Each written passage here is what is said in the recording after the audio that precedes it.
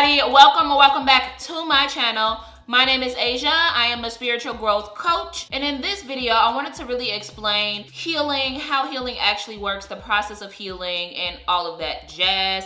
So let's get into the video. Most people all have expectations of what healing should be, what healing does look like, even though before we actually go through it, nobody has any clue of what healing looks like, will feel like, or how you know you've actually accomplished it for yourself. That looks different for everybody. Just like everybody's journey is different, everybody's healing is different. It does not, naturally time does heal all wounds, but it does not heal the residual triggers, the limiting beliefs, the experiences, and the walls that you have built up around your mind, around your heart, because of these experiences that have occurred. It will let you get over that actual situation, maybe even that actual person, but not what that situation or that person left behind. That is the difference between being healed physically and not being healed spiritually, or being healed mentally and not being healed spiritually. Because you cannot heal yourself in one area and expect it to be okay. You have to heal yourself physically, mentally, emotionally, and spiritually. And spiritually is all three healed together.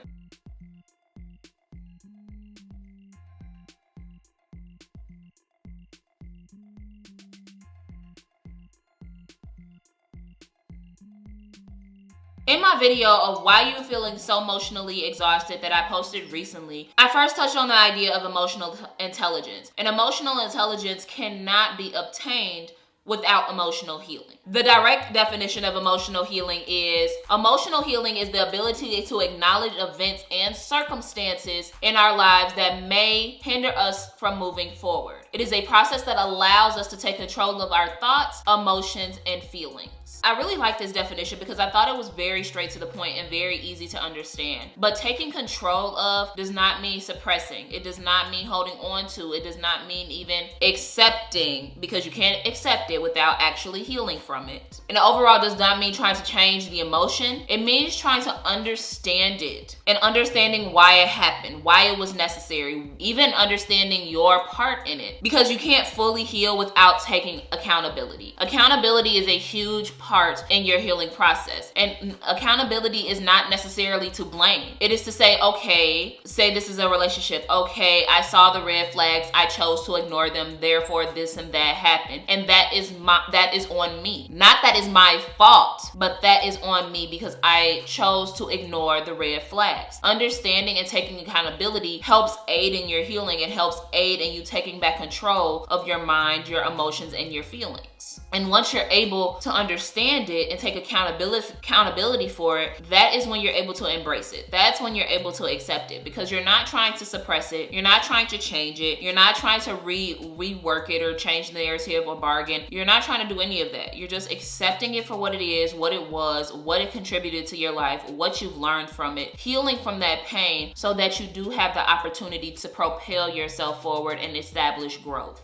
Being aware of your emotional triggers, being aware of the residual energy and how that could possibly affect you in the future. I have a huge trigger. I have two huge triggers, two of them. And one of them is when I feel unheard, and another one is when I feel like I'm about to put myself in a situation where I'm able to be judged. And not that I care about the people's emotions or their opinions, and not that I care that people are not hearing me. It's more so just a trigger from a past situation, a past experience, or just things that have happened in my life and childhood trauma. But I understand when I am being triggered in that manner, so that therefore I am in control of my emotions. I'm in control of my feelings. I am in control of what is happening to me. Therefore, I am able to understand it and embrace it instead of having to project those emotions onto somebody else that didn't necessarily do anything to me, or projecting emotions or projecting a narrative onto somebody else or onto a situation that is not necessary. Are you following? Is this making sense? I always ask people, how will you know that you're healed? And that answer might look different for everybody because everybody might know it and might want to experience something different. But one limiting belief and one idea that people have is that healing and emotional healing takes an ample amount of time and that you don't have time for that. Does it take time? Yes. because you have to have time to understand it, work through it, and just sit in yourself and not blaming, but taking accountability. It's going to take you time to work through the uncomfortability to get to that. But does it have to take a lot of time? Not necessarily. Not necessarily at all. And I just wanted to change your mind about that before we even continue to go, because it does not mean this is going to take a year for you to get over. It does not mean it's going to take 6 months. It doesn't even mean necessarily have to take 3 months. You can get over something just by becoming aware of it and sit in the moment. That depends on you and how much effort and time you put in on a daily basis. But it will look different for everybody based on the situation. All right? Okay, cool, great. When you have healed from an experience, when you have healed from trauma, healed from an emotion, when you've healed from that, you'll no longer have an extreme emotional response to it. I'm not saying that you'll no longer have no response to it, because I still sometimes get very triggered, just because, like, for example, right now with my business, when I'm talking to people about it, or when people ask me, friends or family ask me about it, I get really built up inside when I'm explaining it, not because I feel bad about my business or feel bad about the things that I'm doing right now. It's more so just because I kind of don't want to hear their opinion, because right now I have no filter in expressing myself. And if somebody judges me, I don't want them in my space. I don't like judgmental people. I just don't. Like, that's, again, a trigger for me because I'm so non-judgmental. So I do have an emotional response to it, but it's not as extreme as it used to be. And I'm able to recognize when that's happening and why that's happening, and able to control that so that it does not turn into an overwhelming spiral or overwhelming emotion. And that is the beauty of spirituality. It helps you really come to terms with, understand, get some clarity, go back and change, reprogram. It gives you the ample opportunity, space, time to gain awareness of yourself, gain awareness of what you've gone through, gain awareness of experience, gain awareness of patterns, gain awareness of triggers, just overall gain awareness of your emotional self and yourself in general, so that when you're healing, when you're overcoming, when you're releasing, when you're changing, you have that awareness to consciously see when those things are coming to the surface and be able to switch it immediately. This is never saying that things are never going to surface. Life happens. Just because you're a spiritual person, just because you're aware, just because you've healed, does not mean life is not going to happen to you. Life still happens. The point is to not let life happen so much that it consumes you and you have no control. The people that live in this life as victims, the people that live in the life like everything is happening to me, oh my God, I'm never gonna learn or grow and my life sucks. Those people are people that have no awareness. They have no control because they're just letting everything happen around them instead of making that decision to choose to become aware and become connected with themselves. Is it uncomfortable in the beginning? Yes, but the more that you do it, the more that you're stepping into that uncomfortability, the more that you're stepping into that uncertainty, the more that you're surrendering to that vulnerability of yourself, the less uncomfortable it becomes. Because everything that you've gone through, everything that you've experienced is essentially shaping you into who you are today, and it is going to continue to shape you into who you want to become in the future. When I'm working one-on-one with my clients, I really make sure to help them come up with ways and tactics and tools to discover the most effective way for them to confront their pain point, for them to confront their emotional wound. Because when I'm working with clients one-on-one, I really make sure to help my clients come up with ways that works for them and is effective for them to confront their pain points, confront their emotional wounds, not just so they can heal, but so that they can get to that stage of emotional control and emotional mastery. Because when you are able to do it on your own and not just relying on me to help you, you have those tools for yourself. So when things come up that we haven't gotten to in sessions, so that things come up when you have finished working with me, when things just continue to come up through your life, when life just happens, you'll still be able to have those tools and techniques that you have discovered, that you have seen be effective for you. You come up with that and you've established your own emotional intelligence. You've established that emotional control. You have that emotional mastery. Emotional mastery does not mean you have conquered every emotion in the world and everything that's happened to you is going to happen to you and now it's just peaches and cream. No, it's being able to deal with it as it comes. Having the tools and techniques and understanding and awareness of yourself so that when things do come, you're able to react appropriately. From psychology and therapist standpoints, they often give advice such as exercising, get a hobby, open up to others, don't continue to tell the story, yada, yada, yada. And while all of those are really good advice, all of those are really important, exercising, getting a hobby, talking to others, being vulnerable, those are all important, but most of those are a forcible distraction from your mind, from your emotion, and from what you're feeling. You going to exercise right now because you're stressed or because you're overwhelmed is going to, yes, help you with that stress and overwhelm right now in this moment, but that is just a more momentary fix. What are you going to do the next time you are stressed and you're unable to work out? What are you going to do the next time you're stressed and you're unable to get anybody on the phone? That is heavily relying on outside forces to deal with something that's happening to you internally. The life happens from the inside out. Life happens from the internal to the external. So being able to learn and figure out how to work with yourself internally first and then adding in the other things, that is the way to healing. That is how true healing happens, because you're not suppressing, you're not denying, you're not ignoring, you're not distracting. You're actually forcibly working on what's here and what's going on here first. That's why I imagine that it's so hard in the United States to really get control of this pandemic, because people are so uncomfortable sitting alone by themselves because they feel trapped in their thoughts. They feel trapped in their mind. They feel controlled by their own emotions, and they feel consumed by that. So it's very difficult for them to just sit in the house. It's very difficult for them to just sit alone. They can't just social distance for months and months and months because of everything that's building up, and they don't have the things to forcibly distract themselves from what's actually going on here.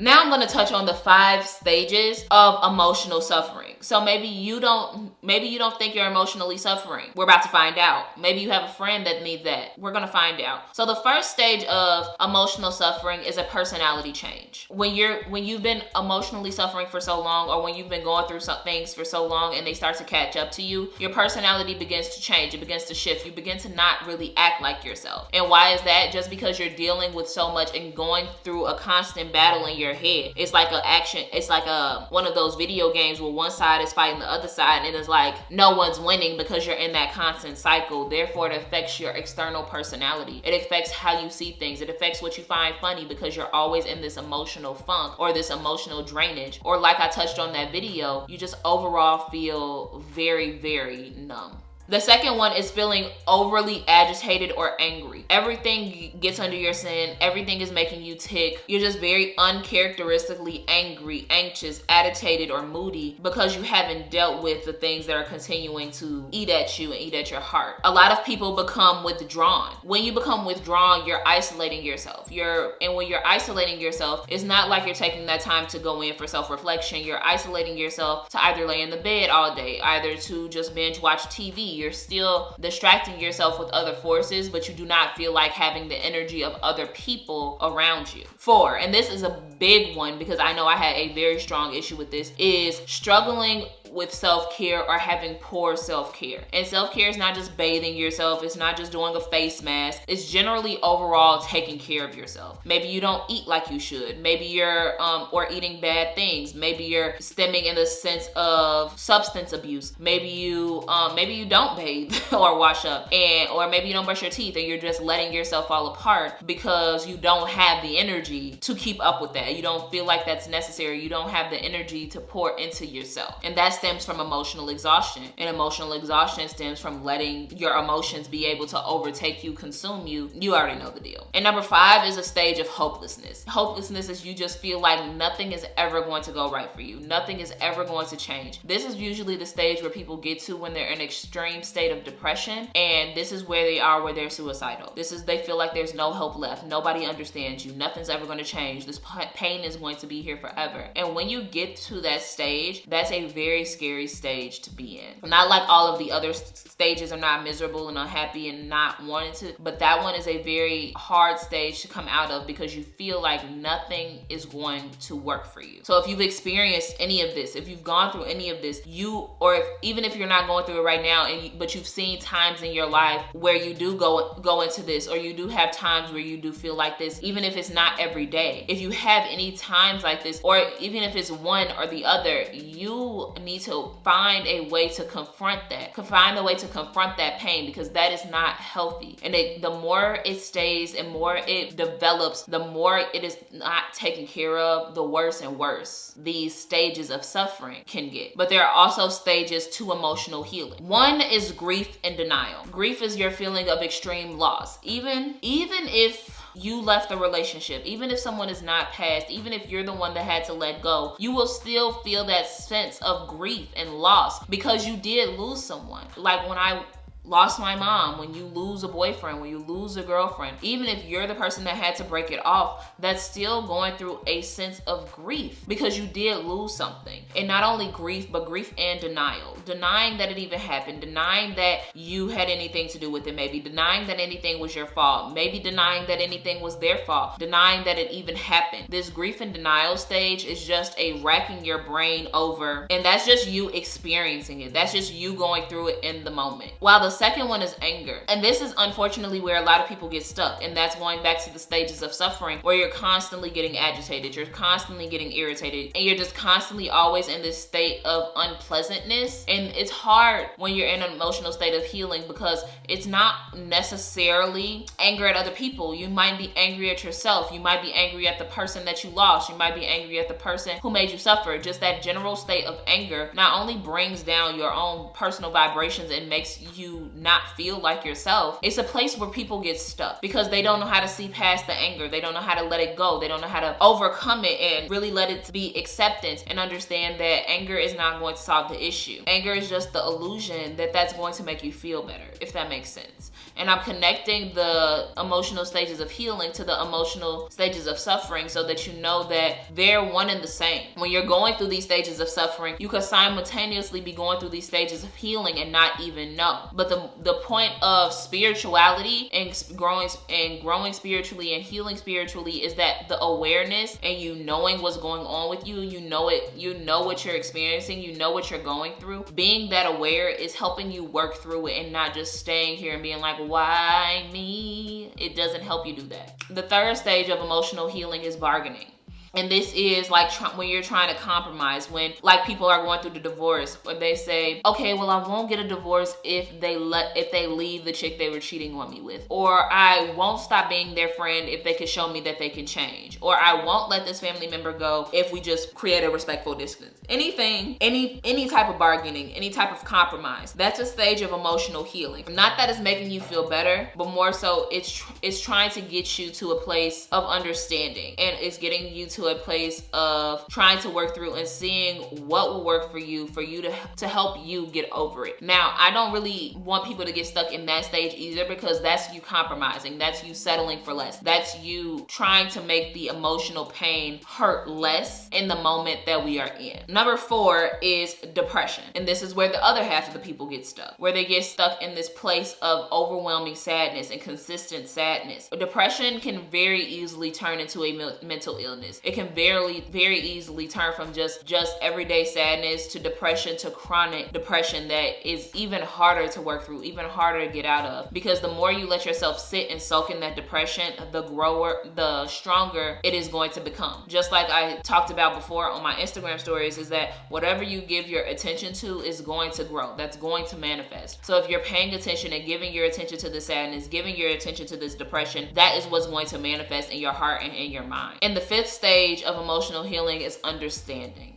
This is the final stage. Not like in the stage of suffering where it's hopelessness. Understanding is more of a place where you're ready and willing to make the necessary changes you need to make to overcome this emotional situation, to overcome this trauma, to overcome this pain. That is where you're at the stage where you're ready to do so. When grief and denial turns into joy and confirmation. When anger turns into acceptance. When bargaining turns into release and letting go. When depression turns into contentment and the understanding turns into clarity. And this is when you're ready and willing to do the necessary work to confront those pain points, to confront the trauma, to confront the neglect, to confront whatever you are feeling. That is at the stage where you're ready to do so. Doing so in the other stages is not going to be beneficial.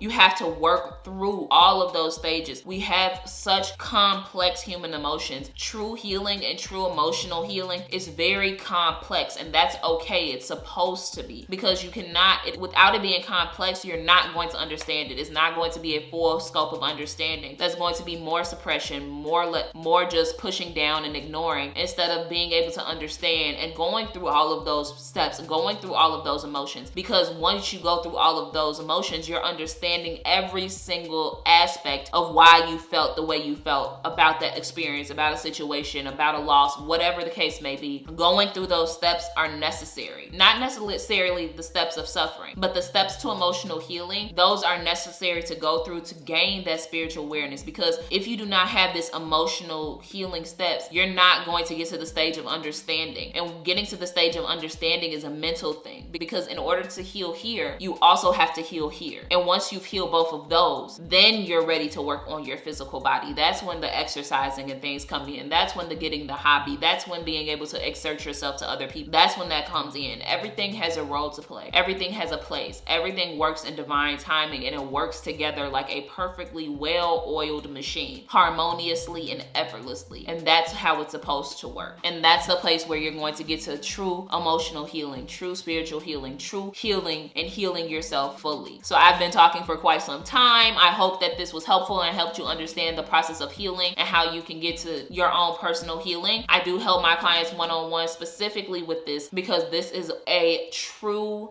key in your spiritual growth. If you are in any of the 5 stages of emotional suffering, if you do want to gain emotional control, if you are having issues acknowledging and confronting your pain points, please do not hesitate to click the link in my description box or in the comment section down below, so that you can schedule a free growth call with me, where we acknowledge your pain points and I can help you figure out the 3 steps that you need to take in order to get to your emotional healing and your spiritual growth, and how I overall help you get there, and we work on one-on-one and get you to where you want to be. But with that being said, if you like this video, found it helpful at all, please like the video down below, and don't forget to subscribe and turn on your bell icon so you can get notified every single time I post. And if you have any questions, you have anything that you want me to make a video on, spirituality, metaphysics, witchcraft at all, just leave it in the comment section down below, and I'll be sure to make a video about that for you guys. But until my next video, I'll see you guys later. Bye guys.